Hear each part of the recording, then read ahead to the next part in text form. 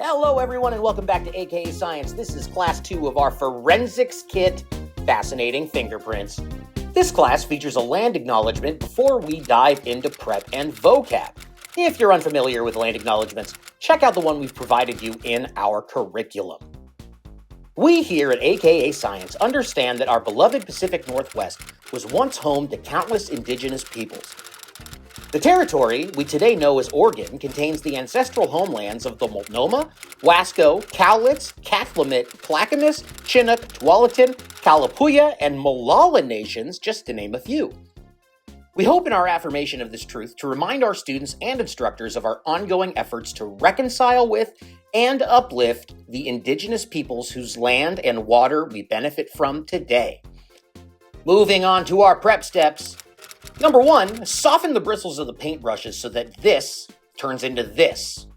And number 2, if your students are anything like mine, they'll probably have trouble with things like scissors and tape. I don't know why, don't ask me why, I don't know what's wrong with kids these days, but you might want to pre-cut some lengths of tape for them to work with.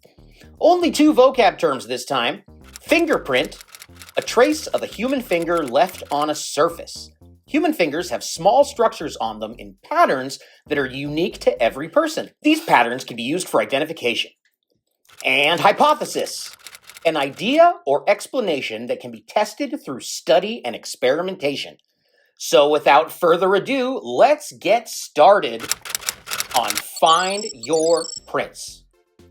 Begin by passing out the magnifying glasses in the fingerprint pattern worksheet and have your students identify and compare their own fingerprints with the ones on the sheet. Next, distribute the tape, half sheets of paper, and index cards, and have your students put their initials on the lined side of the index card. Now take the pencils and the half sheet of paper and start scribbling. You need to get a good amount of pencil lead down on the paper. Starting with the pinky, rub your finger in the pencil lead until a good layer is present on your skin. Take a piece of tape and wrap it around the tip of your pinky. Be careful not to smear the print, and adhere the tape to the side of the index card without the initials. Repeat this process until at least one hand is represented on the card. If you have time, you can do both hands. Now wash the graphite off your fingers and have your students examine their prints with the magnifying glasses.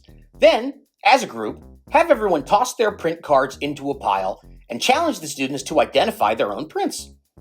Whenever you're ready, clean up and move on to the next activity, dusting for prints. Begin by distributing a paper plate, square of black paper, and transparency sheet to each student, and then have them lightly initial the back of the black paper. Add a little blob of petroleum jelly to each plate and have the students lightly dab the blob with a finger, then smooth the petroleum jelly over the tip of their finger on the back of their other hand, so they get a nice even layer on their fingertip. Firmly press the coated finger onto the transparency sheet, then inspect the print at different angles to make sure you can find it and it's not smudged. Now, distribute the paintbrushes and give each student a spoonful of cornstarch. Have them use the brushes to dab the cornstarch onto the petroleum jelly fingerprint. I say dab because if they attempt to brush the cornstarch onto the print, it will smear it. Once it's covered, knock off the excess cornstarch and gently apply a piece of tape to the coated fingerprint. Firmly squeeze the tape against the print, then pull the tape straight up and place it on the black paper for a better look. With this lifted print and the index cards from the previous activity, we can move on to the last activity of the class, pointing fingers. This one is fairly simple. Have the students attempt to link the lifted print with the set of fingerprints from activity 1.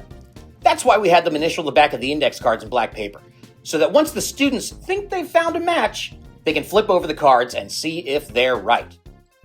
And with that, it's time to clean up, debrief, and case closed.